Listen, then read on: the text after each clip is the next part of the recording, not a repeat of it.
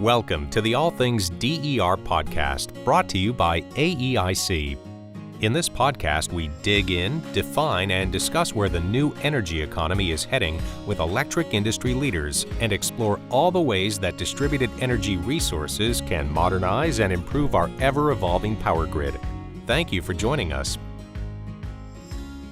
Welcome to the All Things DER podcast. My name is Dr. Elizabeth Cook. I'm the host of this podcast. And today we have Tom Falcone, who will be talking all things LIPA. So I'm just going to give an opportunity to Tom to introduce yourself. But first, thank you for taking the time and really educating us on everything that you guys are up to. Well, thank you, Elizabeth, for inviting me. I'm excited to be here, especially my children. They love to listen to podcasts with me. And they're young, they're 3, 7, and 9. And I was telling them about all things DER. And they think DER is something that you say when you made a mistake. But nonetheless, they're very excited for this pending podcast. So I'm happy to be here and appreciate you bringing us in. A little bit about LIPA, just for context. It's the LIPA stands for the Long Island Power Authority. And truth in advertising, we do actually sell power to a Long Island. It's about 110 miles long. Covers a little bit of New York City and then Nassau and Suffolk counties. So if you started at the border in New York City and you drove about 110 miles east, you'd get to the other end of our service territory. And if you got to 111 miles, you'd need your swim trunks. We have about 5,800 megawatts of generation, 1,500 miles of T&D, surrounded by water on 3 sides. We are a public power utility. We're in fact the nation's 3rd largest public power utility with a interesting history. We used to be an investor-owned utility, and LIPA bought the former Long Island Lighting Company, or LILCO, in 1998 after a somewhat failed nuclear project. It happens. So we operate on a not-for-profit basis under a board that's appointed by our state's elected officials. And that's a little bit about LIPA, a little bit about me. I've been here about 9 years as CEO, and prior to that as CFO. And prior to CFO, I was an investment banker to public utilities.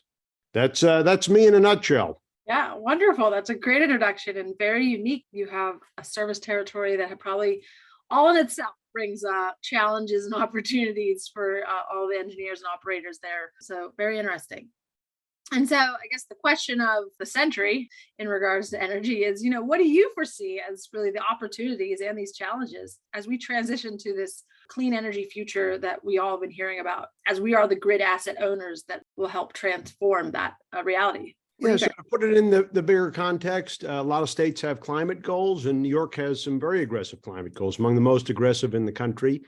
And our magic date's zero carbon electric grid by 2040. So we have a little less than 20 years to go to a zero carbon electric grid, and 85% reduction in economy-wide carbon emissions by 2050. And not to throw out too many stats, but you are a PhD, I know you can handle them. 60% of the state's carbon emissions are transportation and heating. And so if we're going to reduce economy-wide emissions 85%, obviously, the electrification of transportation and heating, EVs and heat pumps are pretty central in meeting the target. So if we're thinking about this, it's not just cleaning the grid we have, but also meeting all that new load. And in many, many ways, we're similar to a lot of other people with similar goals. We have a lot of renewables to build. We have new generation that's coming on that's going to be interconnecting at different locations than the fossil plants that are retiring. That generation is intermittent. And so in the back end of this plan, especially the last 20% or so, we're going to need clean dispatchable resource, zero carbon dispatchable resource. A lot of things on the horizon, but that technology is still being developed that'll get us there. We're going to move from providing about 20% of our customers' energy needs to about 70% of our customers' energy needs in electrification and heat pump. And that means that reliability is key, like everybody else is talking about. Customers want reliable power today. It's going to become even more essential. So those are the ways we're the same. We're building a lot of generation. We're doing a lot to encourage electrification, which also has a nice advantage of better using the resources that we have, the grid that we have. We're very focused on reliability. Probably the biggest area where we're different than everybody else is we are an island. And we're an island that is surrounded by a really great offshore wind resource. So some call our neck of the woods the Saudi Arabia of wind. And interestingly, being 100 miles out into the ocean, we're like the extension cord for the state of New York to that offshore wind resource. And so not only are we building for what we need to meet our load on the island, but there is likely going to be a lot of wind that traverses our service territory to really get into New York City and to get to upstate to meet the state's goals. Our grid, like I said, is about 5,800 megawatts. If you go out 20 years, probably we'll get to maybe about a 7,000 megawatt grid. But the state of New York projections show need about 18,000 megawatts of offshore wind in order to meet its goals. It won't all come on board in New York City, but a lot of it's going to come, or some will come in New York City, some will come on Long Island. And it's highly likely we're going to need to have a transmission grid that can not only interconnect to meet our load, but help move the load off the island. So that's one of the biggest areas that we're particularly unique relative to perhaps other places. Very exciting opportunity, though, I'd say. You're building a whole new industry on Long Island, and that is exciting. There's a lot of jobs involved. But one of the things we're focused on is making sure that as these new projects get added, that the electric grid on Long Island doesn't look like the Long Island Expressway. And so we're very focused on what we need to build over the next 10 years, especially, but over the next 20 as well, to enable the whole state to be successful.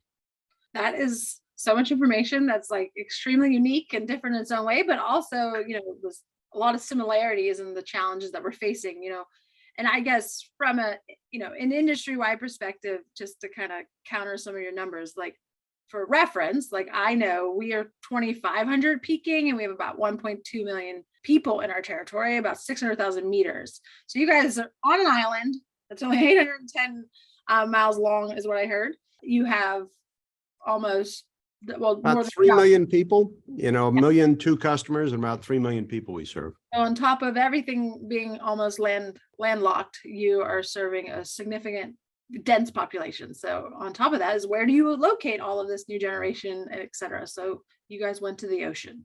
and that is where you locate it, but it's a challenge. I was talking to somebody from a Midwestern state, and I was saying, well, what's going on? He runs a utility out there, and they were saying, what's going on in your neck of the woods?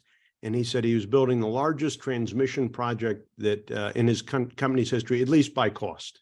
I said, well, what's something like that cost? And he said it was going to be like $80 million. And I said, oh, well, what size is that? And he said, oh, it's a line that's going to go on for about 70 miles. So, ooh, that's a lot. And he said, well, what are you doing? I said, well, we're building a lot of transmission too.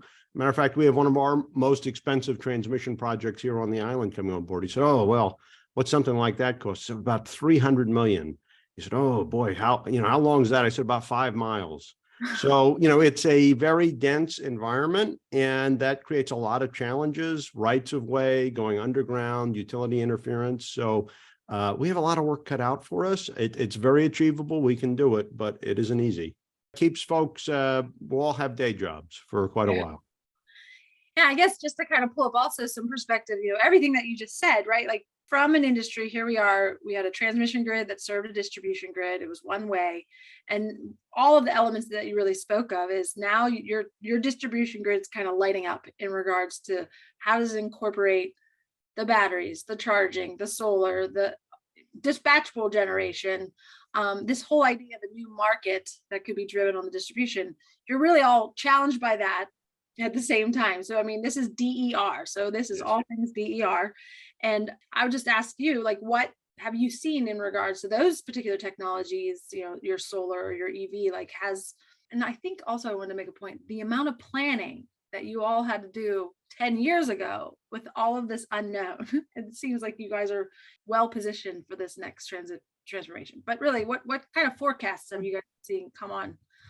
So, there's some things that we know and there's some things we forecast. And the things that we absolutely know, if we'll call it the Rip Van Winkle plan, if I just went away, we're going to add about 4,000 megawatts of resource to our grid between now and 2030. It's stuff under contract, and that's storage, offshore wind, and solar. And some of that's connected at the distribution level, and some of it's obviously offshore wind is all transmission, solar, batteries, maybe transmission or distribution.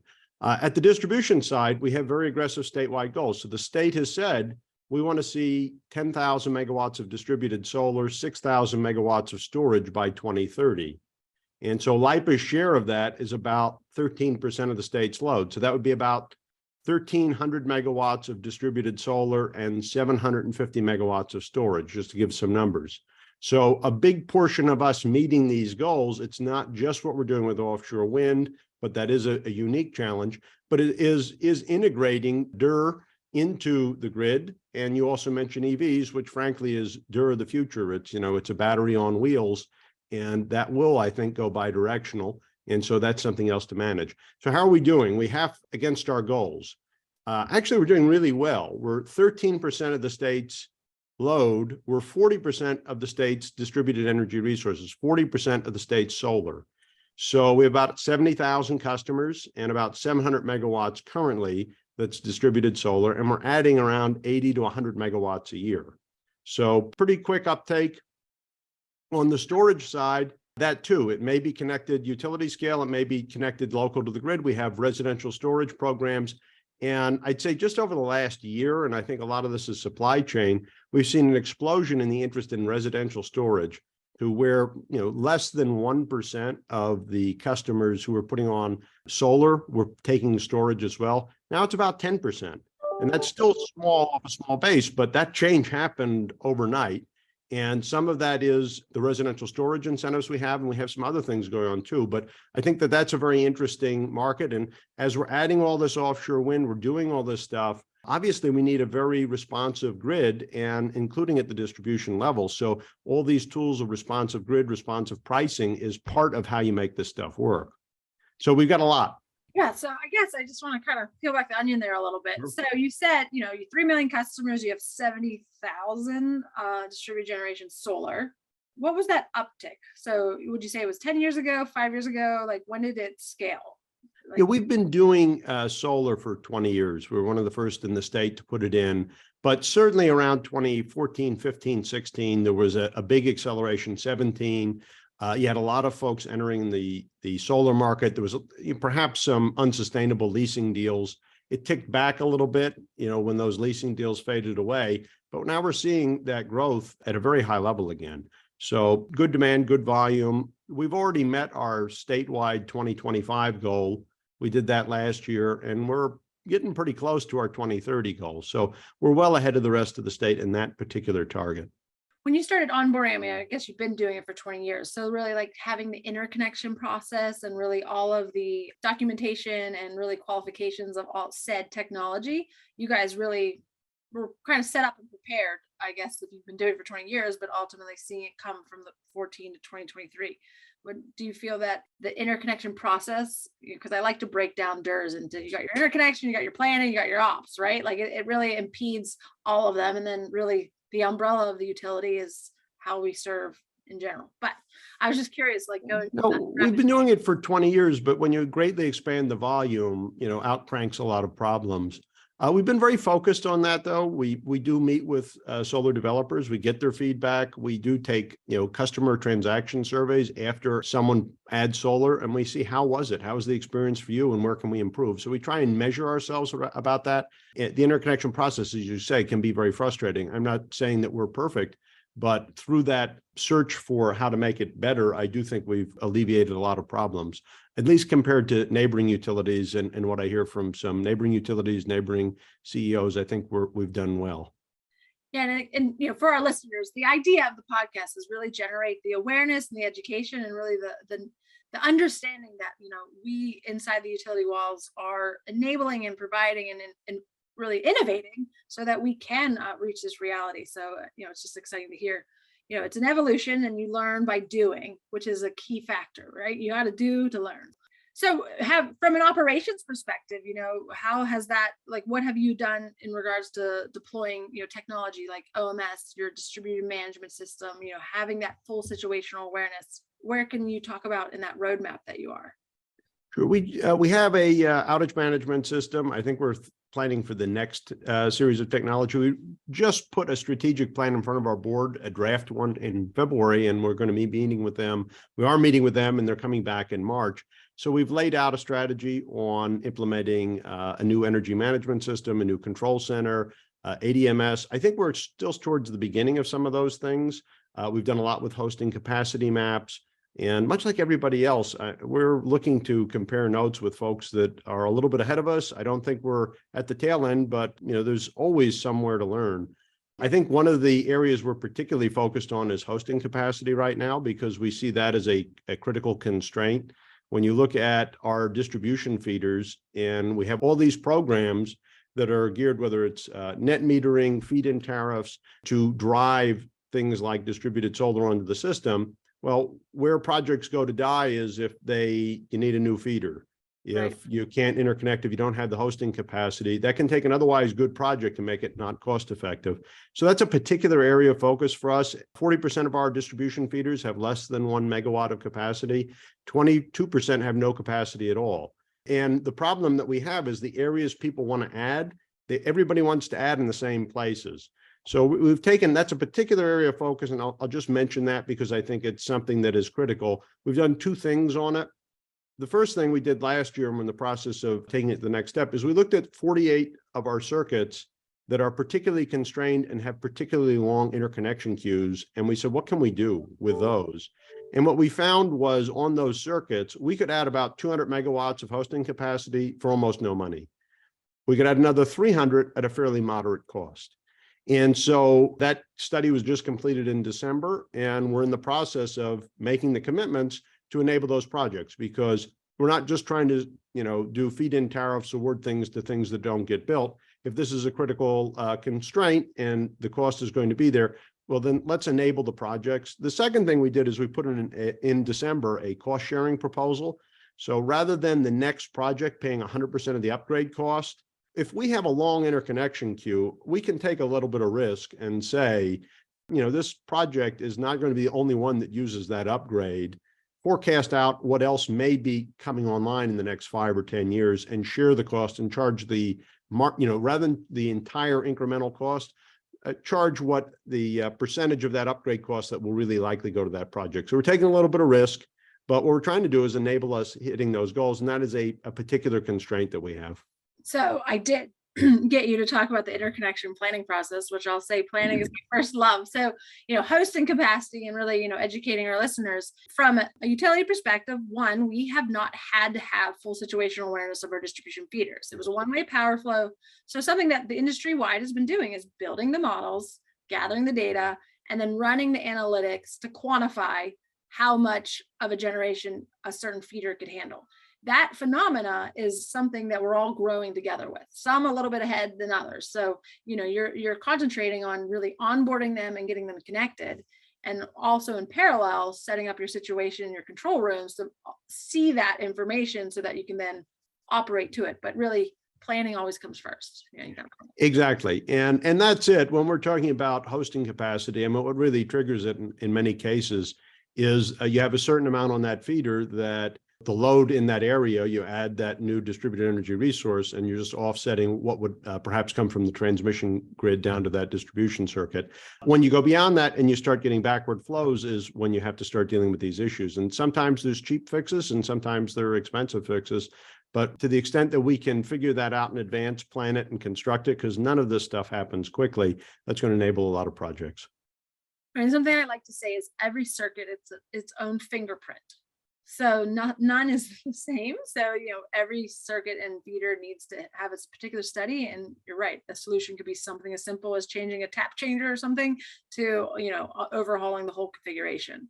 So yeah, that's wonderful to hear. And it's from being in Western PA, we have, 1.2 million, 600,000 meters, but, only about 4,000 net metering. And so to see that you're able to get up to 70,000, there's ability for us to manage. And it says that our grid is very smart. I just have to say already, right?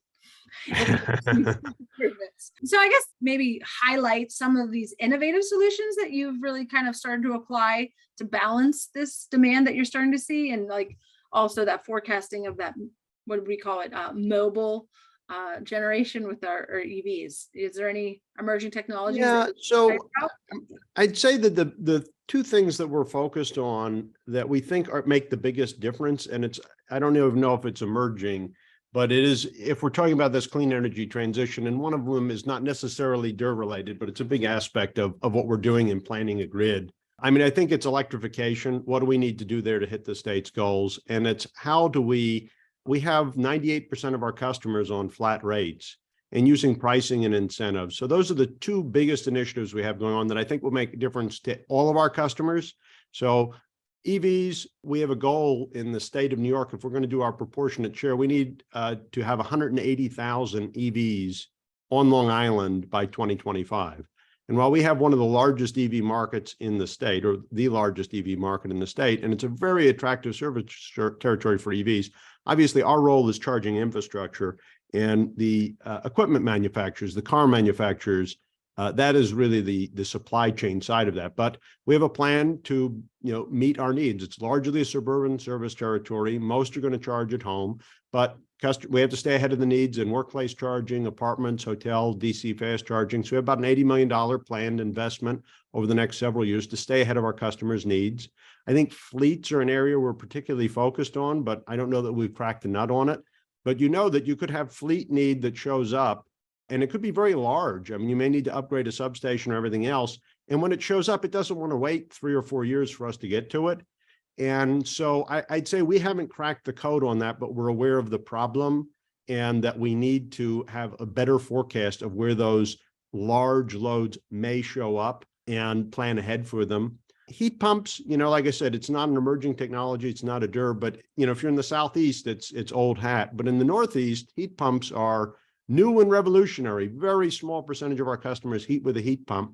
However, 40% of our customers heat with oil, and they could cut their heat bill in half and their carbon emissions in half. And we could get more throughput of our electric grid by helping those customers transition from oil heat, which is a very expensive way to heat, to a heat pump. And we're a summer peaking utility. Our peak in the summer is about 5,500 megawatts. Our winter peak's about 2,500. We could add heat pumps for the next 20 years, and we would not have to make significant investments in the electric grid. So that has not only is it good for carbon, good for emissions, it actually has the effect of lowering electric rates. But the problem is the economics are overwhelming. How do you develop the contractor network? Because it's the person who shows up when the AC unit breaks or the boiler breaks that makes the sale. These things are sold, they're not bought. People aren't thinking about how I heat my home. They heat it the same way they did yesterday. So electrification, big focus for us, not necessarily emerging technology, but emerging in our region. The other area where we're trying to make a dent, and we're really at the beginning, is time of day rates. 98% of our customers have a flat rate.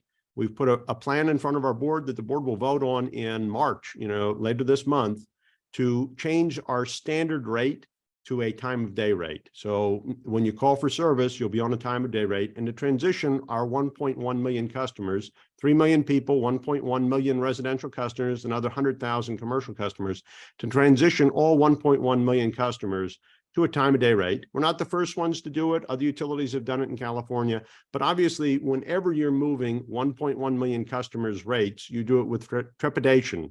And I keep promising my wife that we won't have customers on the front lawn mowing over her petunias with protest signs.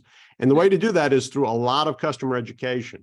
But I don't know how you have a grid that's going to do electrification, that's going to be a dynamic grid and have a flat rate. It's a very simple pitch to the customer.